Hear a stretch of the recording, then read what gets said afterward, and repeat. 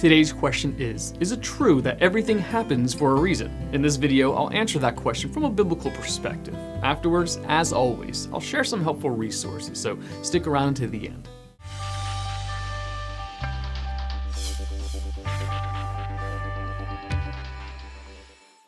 Does everything happen for a reason? The short answer is yes, because God is sovereign. There are no random, out-of-control happenings.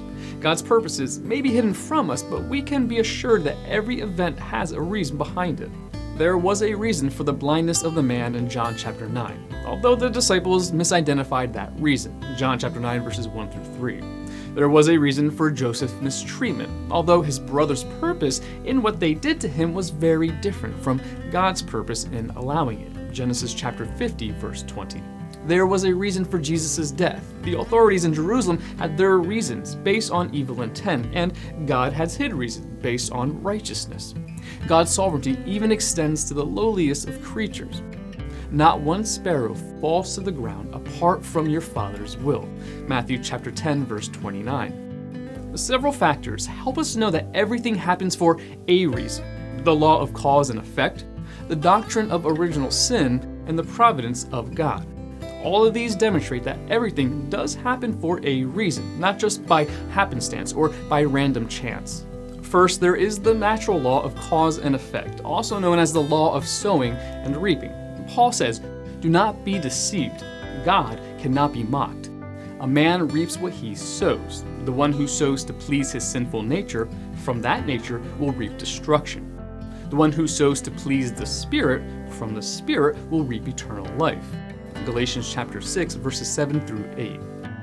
This means that in every action we take or word we utter, whether good or evil, there are certain inevitable results that will follow. Colossians chapter 3 verses 23 through 25. Someone might ask, why am I in jail? Is there a reason for this? And the answer may be, because you robbed your neighbor's house and got caught. That is cause and effect. All that we do is either an investment in the flesh or an investment in the Spirit. We shall reap whatever we have sown, and we shall reap in proportion to how we have sown. Remember this: whoever sows sparingly will also reap sparingly, and whoever sows generously will also reap generously. 2 Corinthians chapter 9, verse 6.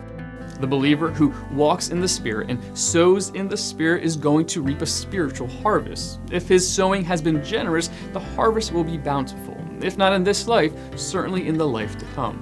Conversely, those who sow in the flesh are going to reap a life without the full blessings of God, both in this life and in the life to come.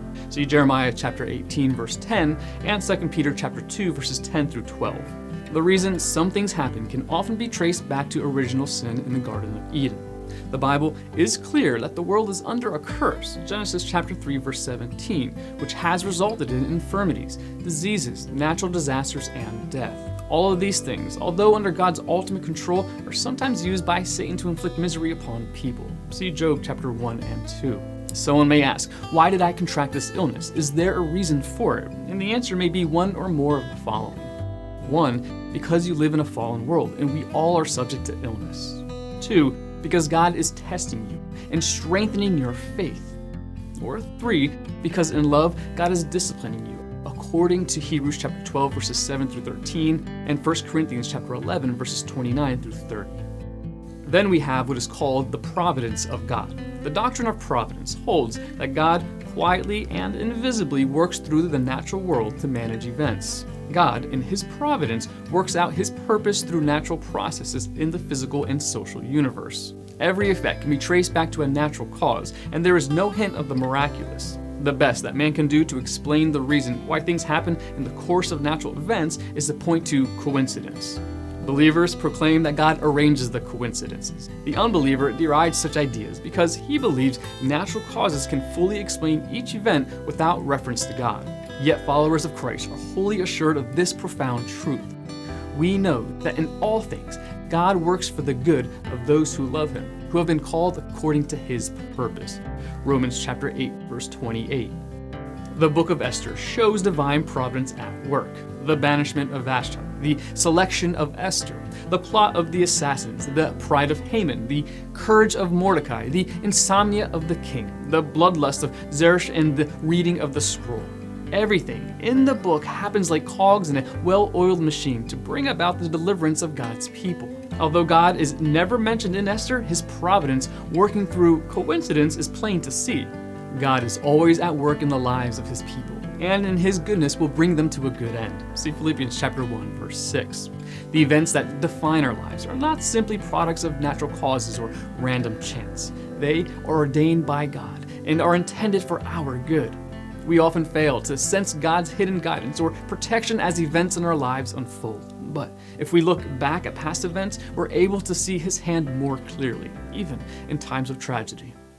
Want to learn more? Subscribe so you don't miss the next video. Visit gotquestions.org for more great content, and check out the details section below this video. There's one book I recommend, along with several related questions. If you'd like to learn about Bible Munch, or if you're interested in bite-sized devotionals, subscribe to Bible Munch on YouTube. It's linked right here. Now remember, if you've got questions, the Bible has answers and will help you find them.